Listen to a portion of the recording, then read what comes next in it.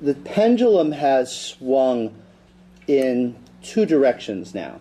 When I go back to the beginning of training, we used to avoid diagnosing asthma until we were absolutely certain that the patient had severe asthma. There was a lot of wheezy bronchitis, and the phrase RAD came into being, reactive airways disease, which is very much a misnomer.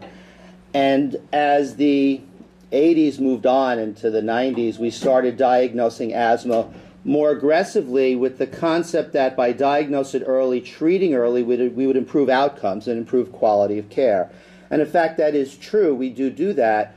But in our haste to make the diagnosis, sometimes we make assumptions that that wheezing child in front of us has asthma, and we ignore the other possibilities of the differential diagnosis. And so we're going to take a half a step back and really look at that child who wheezes, but where asthma may not be the real diagnosis, where there are any number of other things that we need to consider.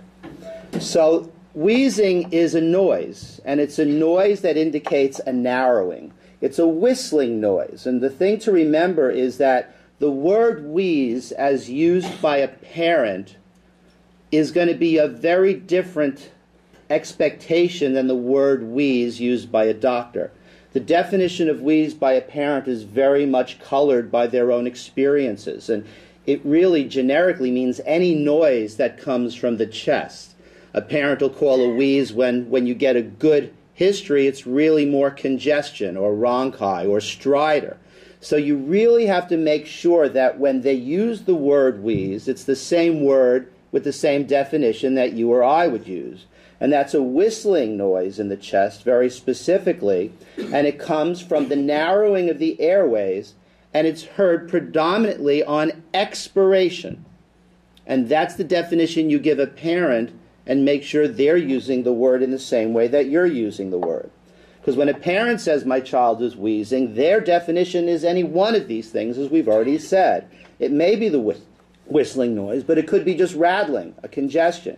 It could be a high-pitched sound on inspiration, stridor, or it could be a more low-pitched sound. It could be snoring. A parent says, my child wheezes every single night. What does it sound like? It's not wheezing, it's snoring, but they're using a very generic word. So make sure you understand what sound the patient is describing. Never take wheeze at face value. Study by Carre and Bush, and a second study by Bush, really showed that wheezing is reported by the parent is very imprecise. Only 50% of parents of children with asthma recognize wheezing correctly. So their child has asthma, any noise is wheezing. No, any noise is not wheezing. 80% of adults refer to snoring as wheezing, as words that were actually synonymous with the same expectation of sound. 80%. And these were English-speaking studies, so we didn't even factor in Spanish or other languages. And the other thing to realize is that there are languages where there's no direct correlation of wheeze to that language's word. In Spanish, the word for wheeze is just a generic word for a sound. It's not really specific. So you have to describe the sound in order to be accurate.